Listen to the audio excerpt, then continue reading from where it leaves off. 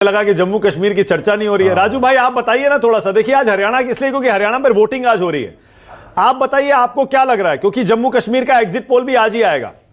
आपका असेसमेंट क्या है, बोलिए।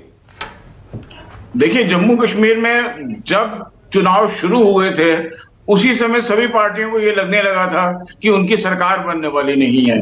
यानी कि पार्टियों ने पहले ही जो है ये तसव्वुर कर लिया था कि हंग असेंबली आने वाली है। हालांकि दावे करते रहे, बीजेपी दावे करते रही कि हम 50 पार जाएंगे।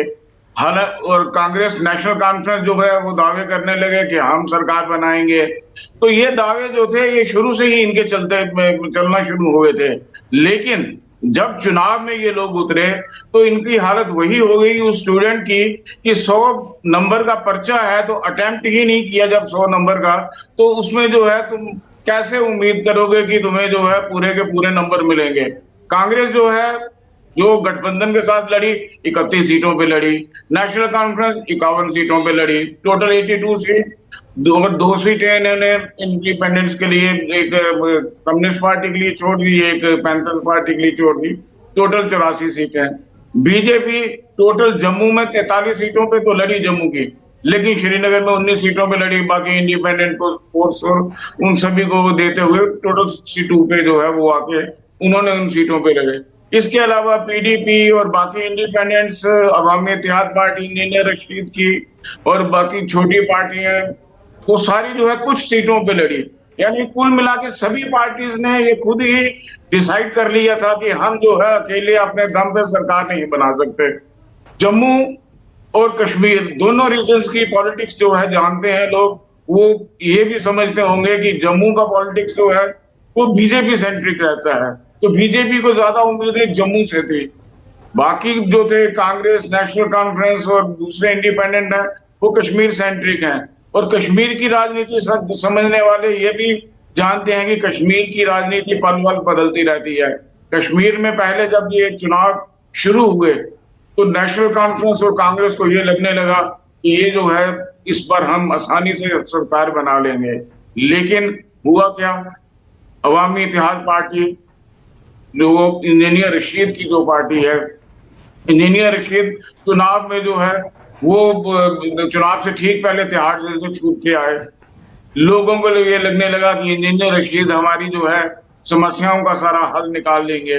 तो स्टार्ट में जो मुद्दे थे 370 की वापसी और उसके साथ साथ स्टेटहुड का मुद्दा, ये सारे मुद्दे जो थे ये आहिस्ता आपको लग रहा है हंग असेंबली आ रही है जम्मू कश्मीर में? बहुत सारे लोग यही कह रहे हैं, किसी को बहुमत नहीं मिलने वाला। जी बिल्कुल, किसी को भी बहुमत नहीं मिलने वाला। ये सरकार जो यहाँ जो भी बनेगी ये इंडिपेंडेंट की सपोर्ट पे बनेगी, चाहे वो इंडिपेंडेंट जम्मू से उठे चाहे वो इंडिपेंडेंट कश्मीर से होंगे, क्योंकि दोनों जगह जो रेबल हैं वो मौजूद हैं। नेशनल कॉन्फ्रेंस के कश्मीर में भी हैं, जम्मू में कांग्रेस के हैं, जम्मू में बीजेपी के हैं। तो ये रेबल्स जो हैं ये आपस में जो है ये मिलजुल के इनको जो है सपोर्ट जो भी लेगी पार्टी। हालांकि जो अंदर खाने ये बात आ रही है कि ये इनसे बातचीत होना शुरू भी हो चुकी है।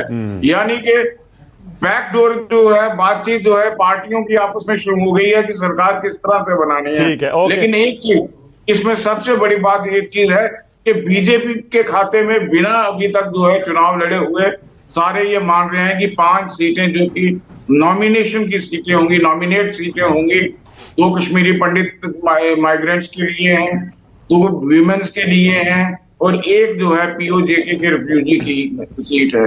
ये 5 सीटें क्योंकि ये होम मिनिस्ट्री की डायरेक्शन पे उनकी वजह, उनके कहने पर और एलजी जो है वो इन 5 सीटों को जो है वो नॉमिनेट करेंगे। तो 5 सीटें बीजेपी बिना चुनाव लड़े, बिना काउंटिंग हुए जो है वो जीत रही है। ठीक है, ओके, चलिए राजीव एक कमेंट करिएगा। राजीव आप सुन रहे हैं सबकी चर्चा, हरियाणा में सब मान के चल रहे हैं कि आप इस बार हार रहे हैं और कांग्रेस जीत रही है।